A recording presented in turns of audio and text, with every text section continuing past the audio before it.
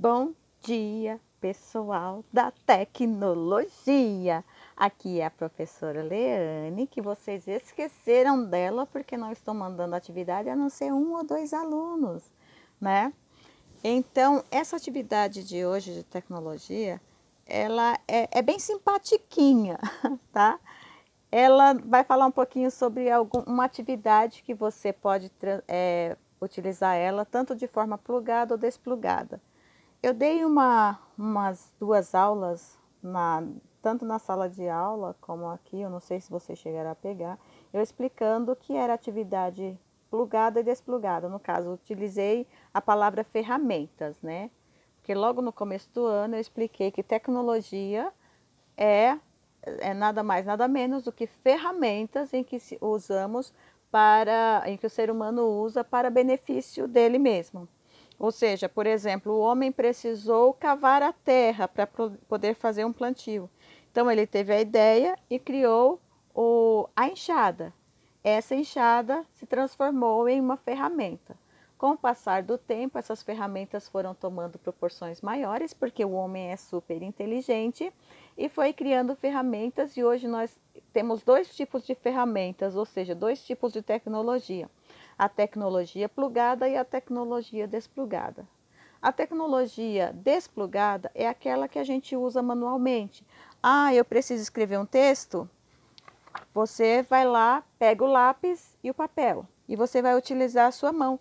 O lápis e o papel, ele não precisa estar plugado na energia para que ele funcione. Então, ela é chamada de ferramenta desplugada, porque não precisa estar ligada a outra para que ela funcione, apenas manualmente, com a mão do ser humano, tá? Já a ferramenta plugada, você para utilizar, por exemplo, o seu celular, obviamente você precisa carregar ele na tomada. E pior ainda, quando você carrega ele, o celular só carregado também não vai funcionar. Ele vai precisar de aplicativos para que ele também funcione da maneira que você queira. Por isso que é chamado de ferramentas plugadas, porque precisa estar ligada a outra para que ela funcione, mesmo que você pegue ela com a mão, tá? E o mais interessante é que dessa atividade plugada, temos o mais importante deles, que hoje as pessoas falam, nossa, o computador faz de tudo, tá? E aí muitos ficam pensando, nossa, por que que o computador hoje faz tudo? Como é que ele consegue? Quem projetou? Acontece que é o seguinte, pensem vocês, pessoal, no processo de vida do ser humano, que o ser humano vem há anos e anos fazendo ações, criando atividades. É como se essas atividades fossem feitas pelo homem e o homem fosse colocando dentro de uma caixinha durante muitos anos e essa caixinha fosse aumentando com as informações. É o computador que a gente tem hoje. A gente sabe que a escrita, tudo começou com a escrita. Nós só temos registro das coisas anteriores através da escrita. Então, quando a escrita, principalmente a que a gente tem, foi descoberta e começou a fazer uso, o ser humano começou a colocar essas ideias através desses algoritmos, ou seja, da escrita. E foi praticamente utilizando e colocando dentro dessa caixinha que hoje nós temos. É como se fosse o cérebro das máquinas, é essa caixinha. E essa caixinha de processamento no ser humano, ela é muito boa. Pena que o ser humano não sabe usar e não tem a capacidade de usá-la totalmente, porque somos seres humanos, né? Mas quando a gente pega essas ideias que tem do ser humano, essas atividades do ser humano e coloca na caixinha tecnológica como ferramenta para que o homem utilize, aí sim toma uma proporção muito grande. Mas para que isso aconteça, para que o computador, por exemplo, a gente pergunta como é que o computador funciona? Ele funciona da seguinte forma, utilizando essas quatro fórmulas. Vocês vão receber o material, né? Tá aí vocês vão colocar no caderno e ficar lembrando. Primeiro, para que o computador possa ter todo esse processo e fazer o que a gente pede, ele precisa seguir esse caminho. Primeiro é o caminho da decomposição. Porque o homem já colocou tudo dentro do computador, as suas atitudes, atividades, pensamentos e aí etc. E aí ele vai pelo processo. Primeiro ele divide aquilo que realmente foi pedido para ele, divide em partes menores para conseguir resolver através dos detalhes. Então é a primeira parte, porque tem muita informação dentro de um computador. Depois ele faz o reconhecimento dos padrões, ou seja, ele vai seguindo um caminho. É como está aqui no texto, tem uma máquina de lavar. Ele vai separando. Você sabe que na máquina de lavar, se você colocar roupas brancas com roupas coloridas, obviamente a colorida vai acabar estragando a roupa branca. Então ele faz a separação daquilo que ele realmente está precisando. É esse o processo de reconhecimento das coisas que se repetem e são iguais. Depois ele faz a abstração.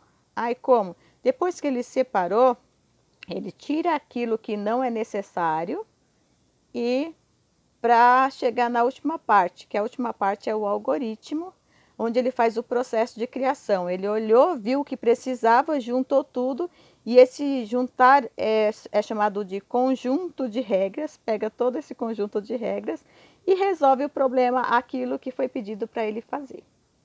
Deu para entender? Esse é o processo que o computador faz para que você tenha todas essas informações. Mas é engraçado a gente pensar que todo esse processo se dá porque o ser humano, ele mesmo foi lá e foi colocando dentro dessa caixinha chamada computador tudo o que ele deveria. Ou seja, eu fico imaginando assim, não sei você, quem é o sujeito mais importante na questão de resolução dos problemas? O ser humano ou o computador? É porque esses dias eu tenho visto, vocês estão fazendo bastante provas, né? E aí eu tenho visto alunos que em vez de estudar, procurar respostas, colocar dentro da sua própria mente os conhecimentos, eles vão lá no computador, no celular e procuram principalmente um aplicativo chamado Braille e vão lá para procurar a resposta de uma coisa que era simplesmente prestar atenção numa aula ou ir atrás, fazer pesquisa e colocar isso dentro da sua própria mente. Olha que legal. E aí só que ele faz o seguinte, só que aí as pessoas estão fazendo o seguinte, pegando uma ferramenta, no caso o computador, para utilizar no seu próprio conhecimento que mais tarde você vai esquecer rapidinho, sendo que uma coisa que você pega e faz, ela é lembrada e você pega habilidades. Eu estava até comentando com um aluno na aula de hoje sobre esse assunto, que o ser humano, tudo que ele faz, toda a sua inteligência, ele só usa 1% dos neurônios, tá? O homem mais inteligente que a gente já ouviu falar, ele usou até hoje 1% dos neurônios dele. Agora imagine se usasse o 100%, quanto o homem não conseguiria fazer as coisas, né? Agora imagine aquele que em vez de pensar um pouquinho e ir atrás e tentar fazer a situação, ele deixa que o computador faz. Quanto de neurônio ele iria usar? Com certeza menos de 1%, eu não sei. Façam as contas aí, diminui 1% por quase nada. Como é que é o ser humano que fica atrás das ferramentas em vez de procurar sua sabedoria? Lembrando que a sabedoria do homem é que faz o processo do computador. Se o homem não utiliza a sabedoria, o computador também não terá sabedoria em algum tempo. Entendeu? Por isso eu vou fazer o seguinte, vou fazer um desafio para vocês. Vocês vão fazer de conta agora que vocês fazem parte do computador, tá? Que o computador ele vê, processa, separa os materiais e depois dá o resultado, tá? Como é que vocês vão fazer? Olha, o teste de vocês vai ser o seguinte, eu estou deixando aqui para vocês 3 imagens, tá? Tudo de materialzinho reciclado, tá, pessoal? Aqui está um vidro, por exemplo, um vidro de maionese. Aqui eu tenho o material que se usa é uma garrafa PET e as tampinhas. E aqui só tampinha de garrafas, tá? E aí vocês vão fazer como se fosse o processo que o computador faz. Vocês vão olhar, separar material e produzir o material. Vocês vão escolher um desses 3, tá? Ou a professora também colocou aqui para vocês 2 links. E cada um desses links também tem ideias de processamento e como fazer a atividade. Eu tenho que entrar aqui agora. Ai, meu pai. Sempre acontece isso. E aí vocês vão fazer esse processo, vocês vão... Ai, ai, ai. Só um momentinho, a professora de vocês é assim, desse jeito mesmo. O computador é fogo, na hora que ele quer, ele faz as coisas, na hora que não quer.